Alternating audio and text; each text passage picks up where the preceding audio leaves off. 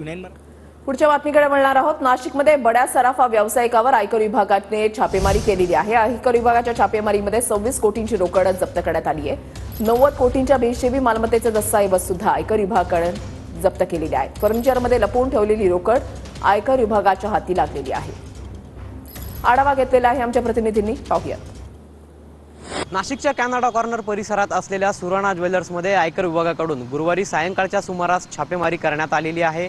जवळपास 30 तास चाललेल्या या कारवाईमध्ये आयकर विभागाला 26 कोटी रुपयांची रोकड जी आहे ती आढळून आलेली आहे।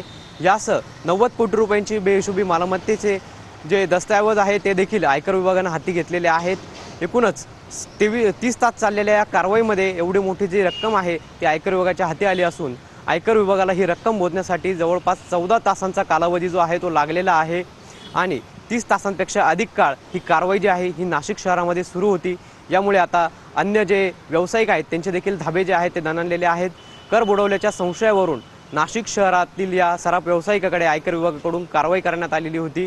नाशिक, जळगाव आणि नागपूर येथील आयकर विभागाच्या जवळपास 50 अधिकाऱ्यांच्या पथकाने ही जी कारवाई आहे ती केलेली आहे आणि 7 वाहनातून ही जी रोकड आहे ही नेण्यात आलेली आहे। एकूणच डोळे पांढरे करणारी एवढी जी रक्कम आहे ती सापडल्यानं आता नाशिक शहरात एकच खळबळ उडाल्याचं आपल्याला पाहायला मिळतंय।